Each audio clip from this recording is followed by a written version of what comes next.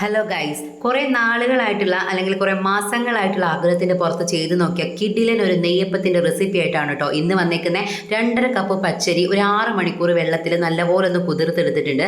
പിന്നെ ഇതേപോലുള്ള ഉണ്ട ശർക്കരയാണ് കേട്ടോ എടുത്ത് വെച്ചിരിക്കുന്നത്. അത് നന്നായിട്ടൊന്ന് ഉരുക്കിയെടുക്കുന്നുണ്ട്. ഒരുപാട് അങ്ങ് തണുത്ത് പോകാനും വല്ലാതെ അങ്ങ് ചൂട് കൂടി പോകാനും പാടില്ല. ഒരു മീഡിയം ലെവലിലാണ് നിൽക്കേണ്ടത്.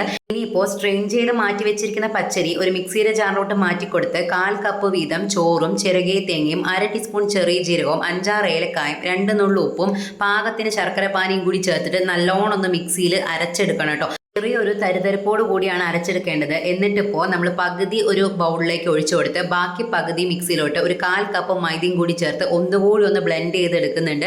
ഇനിയിപ്പോൾ എല്ലാം കൂടെ നല്ലോണം ഒന്ന് മിക്സ് ആക്കി എടുക്കുന്നുണ്ട് കേട്ടോ. അതിനുശേഷം തേങ്ങാക്കൊത്തും അതുപോലെ തന്നെ ഒരു 3/4 ടീസ്പൂൺ എള്ളും കൂടി ചേർത്ത് നെയ്യിൽ നല്ലോണം ഒന്ന് വറുത്തിട്ട് അതും കൂടി ചേർത്ത് കൊടുക്കുന്നുണ്ട്. ഇനിയിപ്പോൾ എല്ലാം കൂടെ ഒന്ന് മിക്സ് ചെയ്ത് കൊടുക്കുന്നുണ്ട് കേട്ടോ. ഇത്രയേ ഉള്ളൂ. ഇനിയിപ്പോൾ ഇത് റെസ്റ്റ് ചെയ്യാൻ വെക്കേണ്ട ഒരു ആവശ്യമില്ല. നമുക്ക് ഉടനെ തന്നെ തയ്യാറാക്കി എടുക്കാവുന്നതേ ഉള്ളൂ. പക്ഷേ ചൂട് നമ്മൾ നോക്കി വേണം തയ്യാറാക്കാനായിട്ട്. ഒരു മീഡിയം ഫ്ലെയിമിൽ വെച്ച് വേണം നമ്മൾ ഈ അപ്പം അങ്ങോട്ട് ചുട്ടെടുക്കാനായിട്ട്.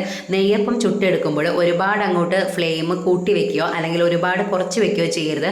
ഒരു മീഡിയം ലെവലിൽ വെച്ചാണെങ്കിൽ നല്ല അടിപൊളി സൂപ്പറായിട്ട് നമുക്ക് നെയ്യപ്പം തയ്യാറാക്കി എടുക്കാം. സത്യം പറഞ്ഞാലേ ഞാനിത് ആദ്യമായിട്ടാണ് തയ്യാറാക്കി എടുക്കുന്നത് കേട്ടോ. ഒരു കൊതിയുടെ പുറത്ത് അങ്ങ് ചെയ്ത് നോക്കിയതാണ്. പക്ഷെ സംഭവം കിടിലനായിരുന്നു. നല്ല സൂപ്പറും നല്ല സോഫ്റ്റും ആയിരുന്നു കേട്ടോ. ചൂട്ടോടെ കഴിക്കുമ്പോൾ തന്നെ ഒരു പ്രത്യേക രുചിയായിരുന്നു. ഞാനപ്പോൾ ഒരു 10-15 നെയ്യപ്പം അങ്ങോട്ട് ചുട്ടെടുത്തിട്ടുണ്ട്. ഇനിയിപ്പോൾ നല്ല ചൂട് കട്ടൻ ചായയുടെ കൂടെ ഇതൊന്ന് കഴിച്ചേട്ടോ കേട്ടോ. അപ്പോൾ അത്രയേ ഉള്ളൂ. Tata bye bye, see U.